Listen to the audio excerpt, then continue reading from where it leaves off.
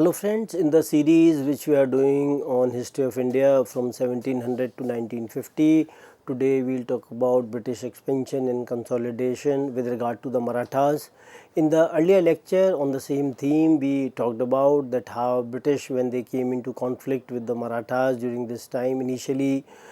in the first Anglo-Maratha war, they got a reprieve for around 20 years, where Marathas and British did not disturb each other in that sense, and they had a treaty. And we find that British, when they came to India, how they indulged in some kind of a conflict with different states at different points of time, and over a period of time they were able to in a way appropriate these states for themselves. Initially the kind of wars which they fought in the Carnatic in the first half of the 18th century, and thereafter in the second half of the 18th century we find that they were able to establish their control over Bengal. And thereafter we also see that they engage themselves with the Marathas, and Marathas being a dominant political entity, and how Marathas is also supported the Mughal ruler, and they in a way safeguarded the Mughal ruler in Delhi. And we find that when they came into conflict with the Marathas, and how different wars they were being fought beginning from 1775 onwards, and in 1802-03 the second Anglo-Maratha war was fought, and the third one from 1817 to 1818, and finally they were able to in a way control the Marathas. Even before that we find that they had some kind of subsidiary alliance system or treaties with a number of Maratha rulers. And when we talk about the defeat of the Marathas with regard to British, we find that generally scholars, they have tried to generalize the Maratha defeat, and it has been seen within the framework of the superior military tactics of the British, or the superior men, those who were available to the British at that point of time. But Randolph Cooper has undertaken a study, and he has rejected the ideas of Eurocentrism and military determinism, and he has tried to see the Maratha military culture, and he has done a battle by battle analysis of 1803 Maratha Anglo-Maratha campaigns. So when you in a way see or read what these scholars have written, and the kind of foundation which they have given, we find that he in a way has challenged the ethnocentric assumptions about the British superiority in discipline, drill and technology. So Randolph Cooper has argued that the kind of narratives which have been created with regard to the technology of the British, or how they were far more disciplined, the kind of drill which they did was superior to the Marathas. So such kind of narratives were in a way created so that it becomes easier for the British to carry on their next campaigns as well, in a manner how the Indians they could be made some kind of subservient, or Indians are in awe of the British because of these kinds of narratives which were being created. So that British they had this kind of a sense of superiority over the Indians. And on the other hand, when Indians will learn, or will be made to learn about these kinds of narratives, then they will be shown in a very poor light. And we also see that when you talk about these kinds of campaigns, where Arthur Wellesley, he served with distinction, represented the military high water mark of the Marathas, who posed the last serious opposition to the formation of the British Raj. So we find that Randolph Cooper has in a way realized the importance of the battles which were fought by the Marathas, and how they were in a way equal to the British. That was a different matter, that the British they won in spite of the Marathas. And we see that Cooper has in a way talked about that the real contest for India was never a single decisive battle for the subcontinent, rather it turned on a complex social and political struggle for the control of South Asian military economy. When we talk about the South Asian military economy, where we find that the labor markets, in that sense the markets for the soldiers, they were there, and how British, they were able to recruit soldiers from these markets, and these soldiers, they were serving the purpose of the British in terms of wresting the control of these kingdoms. When British could purchase the soldiers from these military markets or from the military economy, we find that they were able to create some kind of military setup for themselves. And how he shows that the victory in 1803 hinged as much on the finance, diplomacy, politics and intelligence as it did on the battlefield maneuver and the war itself. So, we realize that how British, they were in a way engaged in terms of having a lot of financial power, because they were getting a lot of revenue from the regions of India. And when you talk about in the sense of diplomacy, we find that British, they were far more diplomatic in that sense. They were also in a way trying to use Indian against states against each other, and so many times wars, they were being won before they were being fought, in the sense that because of the kind of graft, because of the kind of tactics with regard to the treachery and bribery which were being deployed by the British. We also see during this particular period that how the Governor Generals, those who came during this time, Richard Coley Wellesley from 1798 to 1805, and how he had a high-handed and offensive attitude towards the Indian rulers, and he saw himself as a Bengal tiger, and he described his polity as just and reasonable, temperate and moderate. So, while he saw Maratha politics as perverse, full of intrigue and duplicity, and he imposed the subsidiary alliance system as well. So, we find that when Wellesley came, Wellesley was talking in that framework. He was critical of the Indians, and on the other hand he kept the Europeans or the British in a very high esteem. So, this kind of a racial attitude was visible in him, and the kind of military campaigns which he conducted during this time, including with the Marathas. We find that East India Company's expansion and the consolidation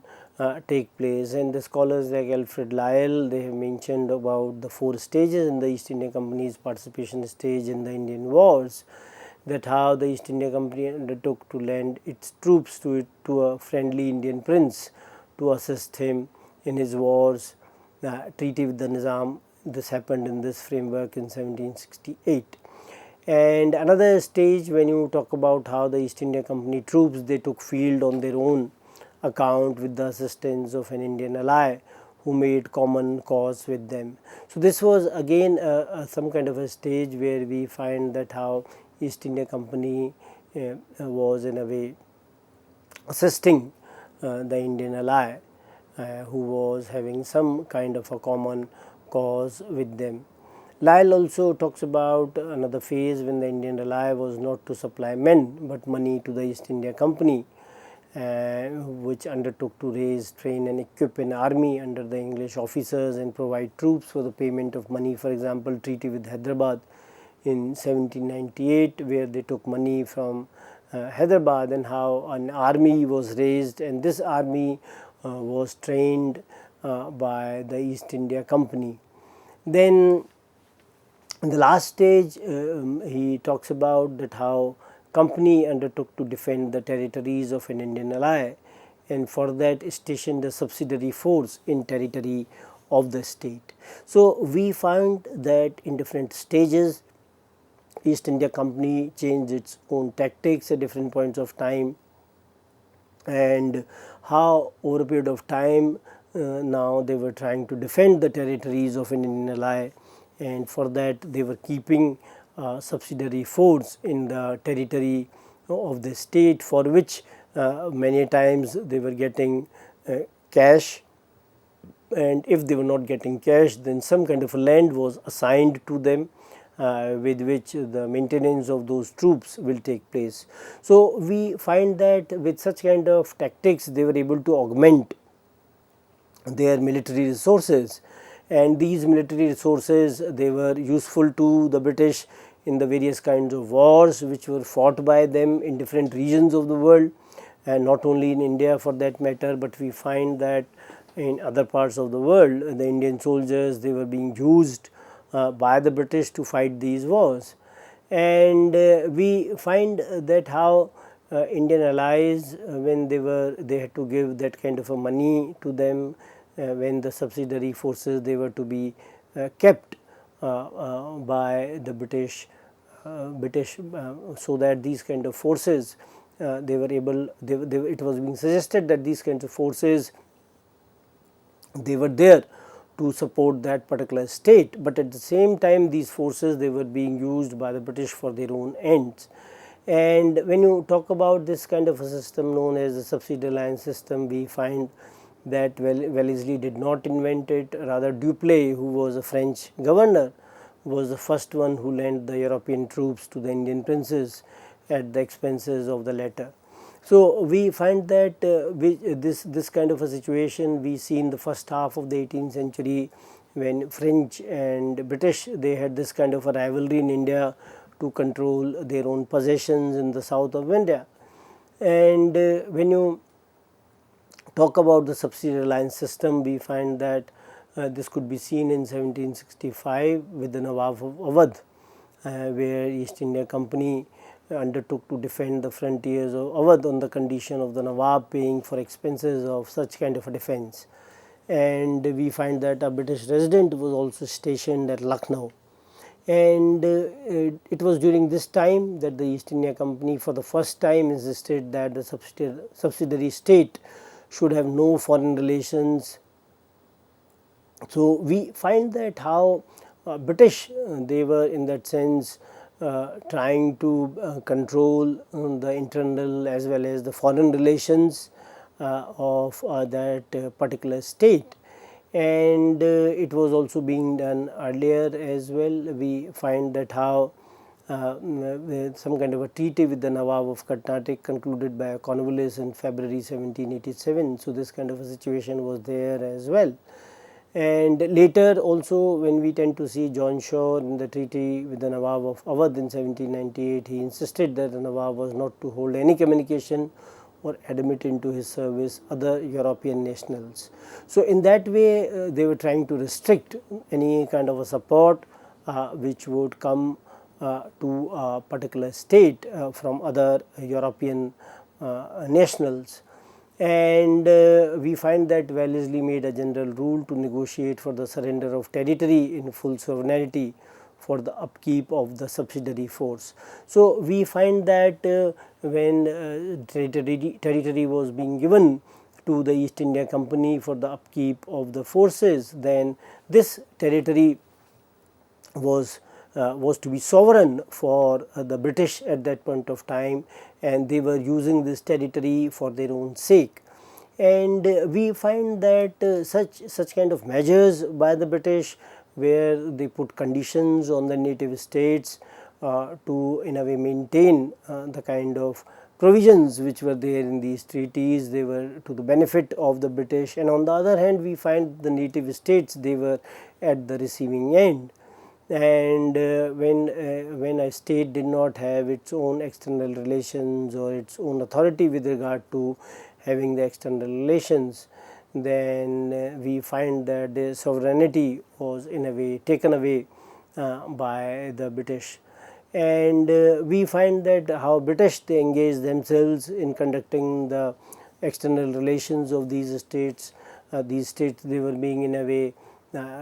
communicated that if any kind of a decision was to be taken with regard to their relations with the other states, then they had to seek the prior permission of the British when they were dealing with these particular other states. And we find that some kind of distinctions they were also being seen with regard to the bigger and the smaller state, that how the smaller states they were giving them money or cash to maintain the forces, and on the other hand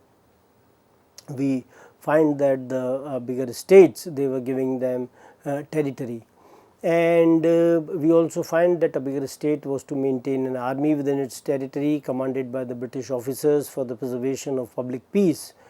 and ruler was to cede the territory in full sovereignty for the upkeep of that force. And we find that a smaller state on the other end was paying money to the East India Company. And when you talk about the alliance system, we find that the British resident was being stationed in the headquarters, and how a state not to employ the Europeans in service without the consultation of the East India Company. So such kind of restrictions they were being imposed on these native states, and how though we find that East India Company said that it will not interfere in the internal affairs of the state, but we find that when resident was staying there, he definitely interfered in the affairs of the state. And it was also being suggested that the East India Company was to protect the Indian state against the foreign enemies of every sort or kind. And when you talk about the subsidiary alliance system, we find that it was a Trojan horse tactic in the empire building, and it disarmed the Indian states and through the British protectorates over them, and how it deprived the Indian princes of the means of prosecuting any measure or of forming any confederacy against the British, and how the East India Company was maintaining the large standing army at the expense of the Indian princes. So we find that how some kind of merits of this from the framework of the British, how they were able to take advantage. The East India Company had a lot of advantage, and how the East India Company troops which were there in the capitals of the native princes or the native states, it gave some kind of a control to the British in strategic and key positions in India without arousing the jealousy of other European nations, because they had kept their residents, they were now in a way having ties with these native princes or the states, and then they had control of the strategic and key positions in these regions. And East India Company also threw forward her military considerably in advance of its political frontiers, and thus saved its territories and wealth from the devastations of war as well. And we also find that how it in a way effectively counter any possible French move in India, and how all Frenchmen they were being dismissed from the service during this time, during this particular period. And the advantage to the East India Company was in the framework that how East India Company became arbiter in the interstate disputes, and no direct contact between the Indian states and foreign powers was to be maintained.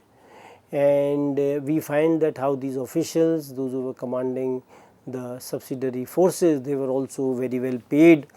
by them, and these the payment was coming from the native states, for which British they did not have to spend any money. And when the British resident was there, he was having a lot of strength or a lot of influence in the affairs of the Indian states, and in this way they were able to expand their frontiers or expand their influence in India for that matter. And we find that Indian states they were at a disadvantage, because they were now at a subordinate position, and they did not have that kind of an independence which they enjoyed earlier. And we also find that how British resident was interfering in the day-to-day administration of that particular state, and how British they were also supporting the weak and oppressive rulers, and people they were being deprived of any possible remedy against this kind of a misrule. So we find that such kind of an arrangement in a way brought some kind of a bankruptcy to the state, and